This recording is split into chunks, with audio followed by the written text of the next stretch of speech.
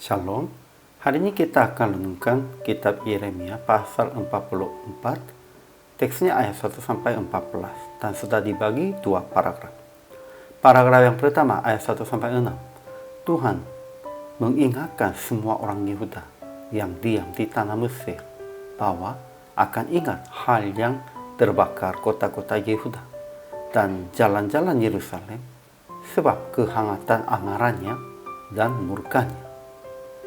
Paragraf yang kedua ayat 7 sampai 14. Tuhan menegur orang Yehuda yang diam di tanah Mesir, yang membakar korban kepada Allah lain di tanah Mesir, dan berfirman, Aku mau menghukum mereka sama seperti aku telah menghukum Yerusalem, yaitu dengan pedang, dengan kelaparan, dan dengan penyakit sampar.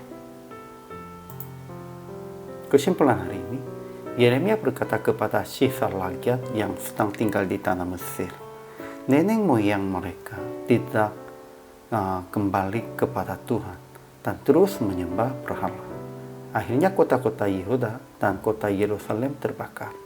Namun sisa rakyat tetap tidak dibaharui. Mereka tetap sombong, tidak takut akan Tuhan, dan tidak menempati Tauratnya.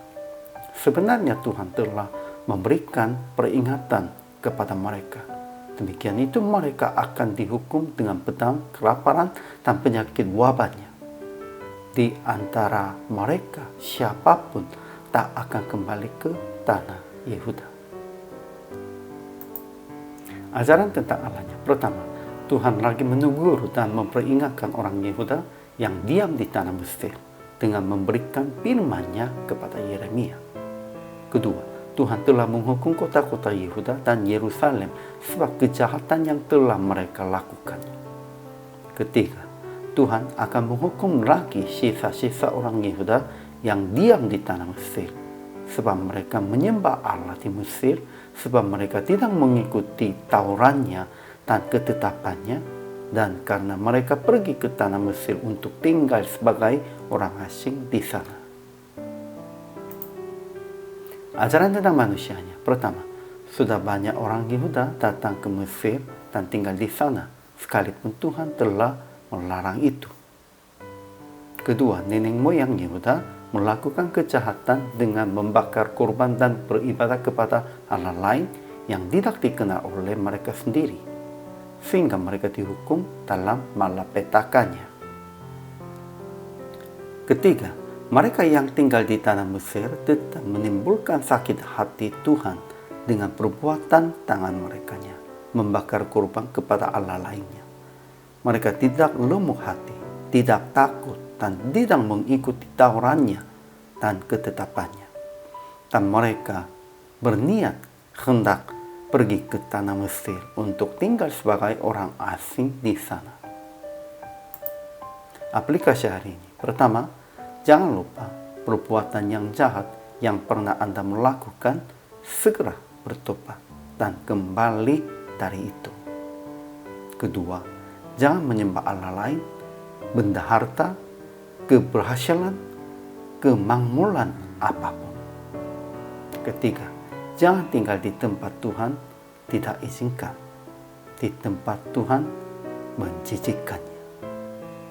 Sebenarnya, bukan pentingnya tempat, pentingnya kehidupan sehari-harinya.